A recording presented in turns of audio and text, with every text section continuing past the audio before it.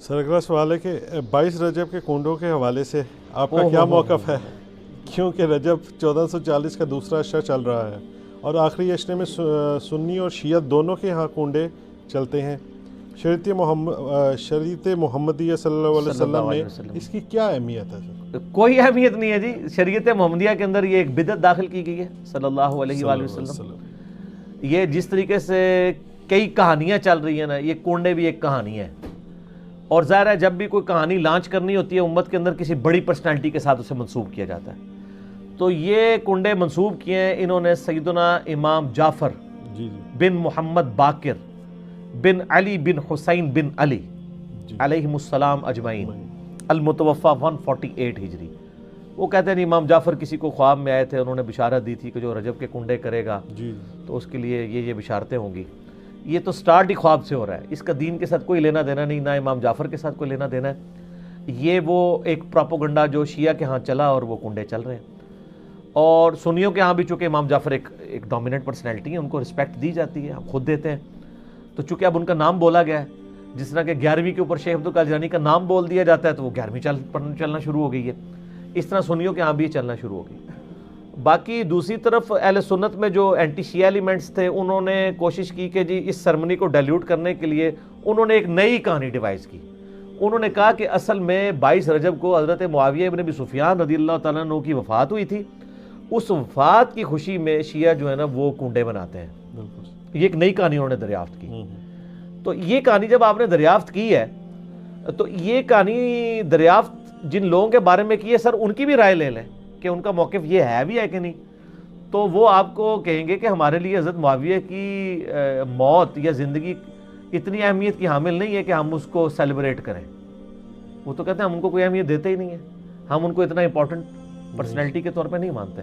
وہ کیا مانتے ہیں وہ ایک علیحدہ معاملہ ہے، لیکن کہتے ہیں اتنا بھی ہم نے سیریس نہیں لیا ہوا ان کو۔ یہ اسی طریقے سے ہے جیسا کہ بریلویوں کو یہ کیا کہانی کی کروائی جاتی ہے اور دیوبندیوں کو کہ اہل حدیث اماموں کو نہیں مانتے۔ ہم بھی بچپن میں، میرا خود بھی سارے فرقوں میں، مطلب میرا تو بلٹ اپ سارا بریلویت میں ہوا ہے، تو اب یہ بہت بڑی کہانی اور چل رہی ہے۔ آپ کسی اہل حدیث سے بھی جا کے پوچھے کہ یار آپ اماموں کو نہیں مانتے، وہ کہیں گے نعوذ باللہ ہم تو مطلب اماموں کی خدمات کو لے کے چل رہے ہیں۔ چلے اگر امام حنیفہ رحمہ اللہ سے کوئی اختلاف بھی ہوا کسی مسئلے میں وہ تو الگ بات، باقی جو 3 بڑے فقہ کے امام ہیں، 3 وہ جو کہانی کرا کے بتائے گئے ہیں، یہ تو ہزاروں فقہ کے امام ہیں جن کے نام کتابوں میں ہیں لیکن وہ پبلکلی نہیں چلے۔ یہ وہ 4 امام تھے جن کو فرقوں نے آپ سمجھ لیں پروموشن کرنا شروع کر دی، تو ایک معاملات چل گئے، پارٹیاں مل گئی ان کو۔ جیسے نبی الاسلام کی ایک بیٹی سیدہ فاطمہ کو پارٹی مل گئی، باقی بیٹیوں کو پارٹی نہیں ملی تو وہ بیچاری مشہور نہیں ہوئی، حالانکہ شیعہ کی معتبر کتابوں کے اندر یعنی نبی الاسلام کی 4 بیٹیاں، ایران کے شیعہ تو 4، وہ کہتے ہیں یہ تو انڈاؤٹڈ مسئلہ ہے، یہاں پہ کہانیاں انہوں نے کروائی ہوئی ہیں۔ ایون سب سے بڑا جو رافضی ہے یاسر الحبیب، وہ بھی نبی الاسلام کی 4 بیٹیاں مانتا ہے، وہ بھی اس کے بھی انکار کرنے کی ضرورت نہیں ہوئی۔ نہج البلاغہ کے اندر مولا علی علیہ السلام نے حضرت عثمان کو داماد رسول فرمایا ہے، ٹھیک ہے، تو کہانیاں لیکن وہ چل رہی ہوتی ہیں اس طریقے سے۔ تو وہ ایک کہانی انہوں نے چلا دی اور وہ کہانی ان کی بکنی شروع ہو گئی کہ اماموں کو نہیں مانتے۔ وہ آپ اہل حدیثوں سے پوچھے آپ اماموں کو مانتے ہیں، وہ کہتے ہیں سر اماموں کو نہ مانے تو ہماری ساری کتابیں ختم ہو جائیں گی، کیونکہ امام بخاری کے استاد ہیں احمد بن حنبل، احمد بن حنبل کے استاد ہیں امام شافعی، امام شافعی کے استاد ہیں امام مالک، اور ان اماموں سے حدیثیں ہیں بخاری مسلم میں۔ اگر ہم ان اماموں کو ہی نہ مانیں تو ان حدیثوں کو پھر ہم کہاں سے مانیں گے جن کی چین سے وہ آ رہی ہیں؟ وہ پھر آپ کو بتائیں گے کہ ہم اماموں کو بھی مانتے ہیں اور اماموں کی بھی مانتے ہیں۔ اماموں کو مانتے ہیں کہ ان کی رسپیکٹ کرتے ہیں، اماموں کی مانتے ہیں کہ اماموں نے ہمیں بتایا ہے کہ ہماری کوئی بات بھی کتاب و سنت کے خلاف ہو تو اس کو چھوڑ دو۔ ہم اماموں کی روایت کردہ احادیث کو مانتے ہیں، باقی ان کے جو فتاوی جات ہیں جو دوسری صحیح الاسناد احادیث یا صحابہ کی اقوال کی روشنی میں غلط ثابت ہوتے ہیں، ہماری روشنی میں نہیں ان کی روشنی میں، ہم ان چیزوں کو چھوڑ دیتے ہیں۔ تو اسی طریقے سے شیعہ کے بارے میں کہانی کرا دی، وہ حضرت معاویہ کی ڈیتھ کا دن منا رہے ہیں، اور یہ سنی بھی ان کے دیکھا دیکھی شروع ہو گیا، ان کا اور چل رہا ہے۔ یہ اصالہ ثواب کے معاملے میں میرا بالکل کیٹاگوریکل ایک اوپینین ہے۔ لاکھوں لوگوں نے یوٹیوب پہ میری ویڈیو دیکھی ہے، مسئلہ نمبر 74۔ آپ اصالہ ثواب لکھیں یوٹیوب پہ، ٹاپ آف لسٹ میری وہ ویڈیو کھل جائے گی، اس میں میں نے ساری چیزیں بتائی ہیں 11ویں ہو، میلاد ہو، محرم کی نیاز ہو، یا آپ کی یہ رجب کے کنڈے ہوں، ان ساروں کے بارے میں کہ یہ سب کی سب ایکٹیویٹیز دین میں خود سے داخل کی گئی ہیں. ہم ان کو کفر و شرک والا معاملہ نہیں کہتے، لیکن بدعات تو ہیں. اب رہ گیا مسئلہ کہ اس طرح کی ایکٹیویٹیز میں جو کھانا ہے وہ حلال ہے یا حرام ہے. وہ بھی میں نے اس کے اندر بتایا ہوا ہے کہ کھانے کو حرام کہنے کے لیے یہ چیز ضروری ہے کہ آپ پہلے اس کی حرمت ثابت کریں. اس میں دو طریقے ہیں، یا تو وہ چیز جو پکائی جا رہی ہے وہ حرام ہو، کوئی خنزیر بنا دیتا ہے تو حرام ہے، یا چیز تو پاک تھی لیکن اس کے ذبح کے وقت زبر کے ساتھ غیر اللہ کا نام لیا گیا تو وہ پھر بھی حرام ہو جائے گی.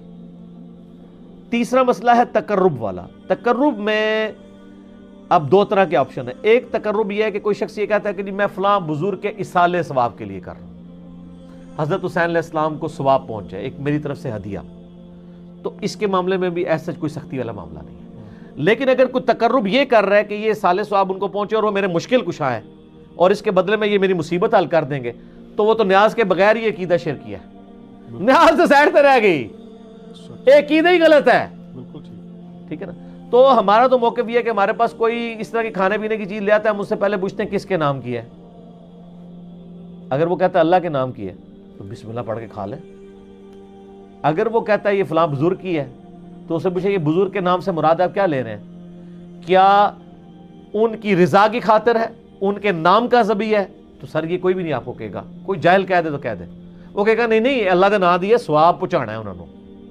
اچھا جی، پھر زیادہ وہم نکالنا ہے تو آپ پوچھ لیں کہ ثواب پہنچا کے کڈنا کہ جے وچوں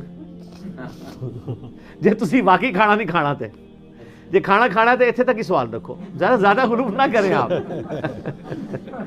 کیونکہ غلوف کریں گے نا تو معاملات بگڑیں گے. اور یہ میں آپ کو اپنی طرف سے نہیں بتا رہا.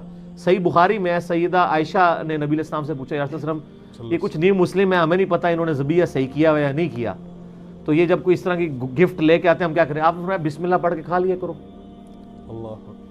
اللہ آپ نے کہا کہ بلاؤ، آپ یہ بھی کہہ سکتے تھے حلف دلواؤ، یہ وہ وہم نکالا کہ مسلمان کا ذبیحہ ہے نا تو حسن ظن رکھو، زیادہ نٹی گریٹی میں نہ پڑھو. ٹھیک ہے نا. اس کا غلط رزلٹ بھی نکال لیا یوسف القرداوی صاحب نے.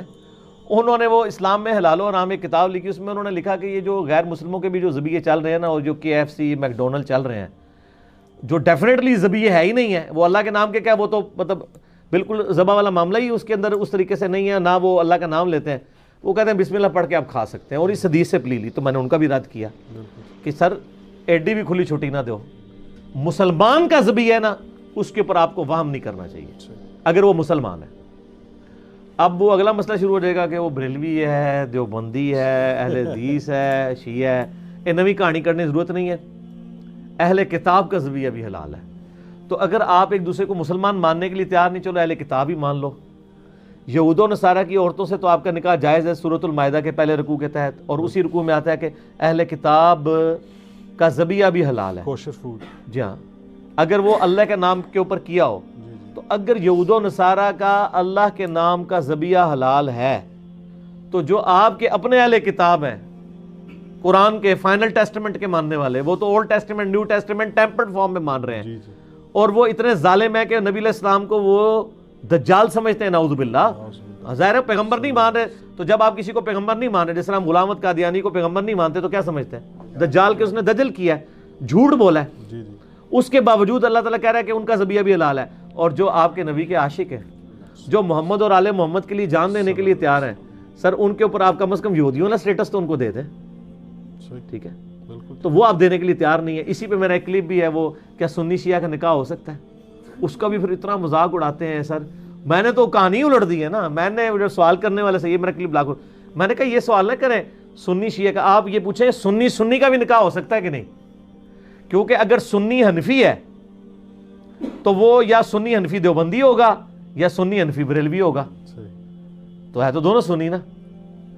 سنی اہل حدیث ہوا تو وہ تو بہت دور بیچارہ بیٹھا ہے، اس کی تو کوئی اوقات ہی نہیں نا ان کے نزدیک، وہ تو بہت تھوڑے ہیں. اور سر آپ کو کبھی میں احکام شریعت ان کی اور ملفوظات میں سے دیوبند اور اہل حدیث کے بارے میں ان کے جو فتوے پڑھ کے سناؤں نا، تو وہ آپ یقین کریں آپ کے کانوں سے دھواں نکلنا شروع ہو جائے. جو سخت لفظ انہوں نے استعمال کیے ہیں.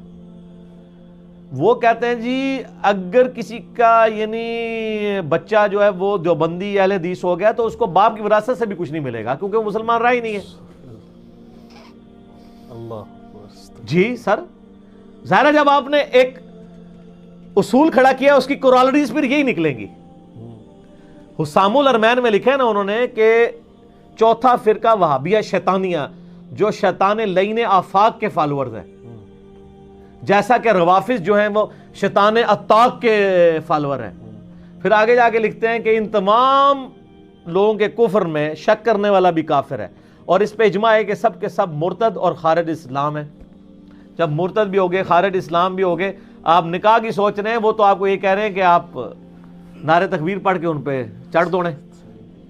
یہ اور یہی حال ادھر بھی. آپ المہند المفند میں لکھا ہے کہ جو بریلوی ہیں وہ ایک شیطانی لشکر ہے جو ہم پہ حملہ آور ہو گیا، جس طرح کے شیاطین انبیاء پر حملہ آور ہوتے تھے. مجھے بعض لوگوں نے کہا جی یہ تو ذرا سافٹ ورڈز ہیں، انہوں نے شیطان ہی کہا ہے نا بریلویوں کو. احمد بریلوی تو بہت آگے گئے. سر یہ احمد بریلوی سے 4 ہاتھ آگے گئے ہیں، آپ کو پتہ نہیں چلا، ہم آپ کو انجینئرنگ کر کے بتاتے ہیں. انہوں نے لکھا ہے کہ یہ شیاطین اس طریقے سے حملہ آور ہوئے ہیں ہمارے علماء دیوبند پہ، اور ساتھ رضی اللہ عنہم بھی لکھا ہوا ہے علماء دیوبند کو. جس طرح انبیاء پر شیاطین حملہ آور ہوتے تھے، انبیاء پہ جو شیاطین حملہ آور ہوتے تھے وہ مسلمان شیاطین ہوتے تھے. یہ ایک طریقہ ہے ایسے کر کے کان پکڑنے کا. جیسا میں نے کہا نا کہ میں نے گرم تولیہ پھیر کے نا ان کے وہ سارے میک اپ اتار دیے ہیں. نہیں ہم نے کوئی تکفیر تو نہیں کی، ہم تو تکفیر کرتے ہی نہیں نا. پرانی باتیں، پرانے بزرگ، پرانے کہانیاں.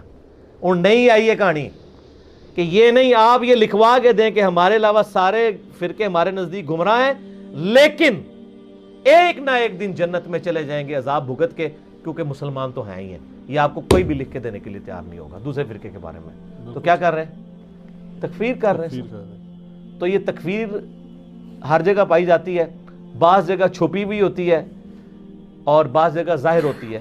وہ جو چھپی ہوئی تھی وہ بھی چھپی ہوئی نہیں ہوئی ہے، وہ اب سامنے آ گئی ہے، کیونکہ ہم نے اس کے لیے ایک آپ کو امپیریکل فارمولا دے دیا ہے جس میں آپ ڈالتے ہیں فوراً باہر آ جاتا ہے.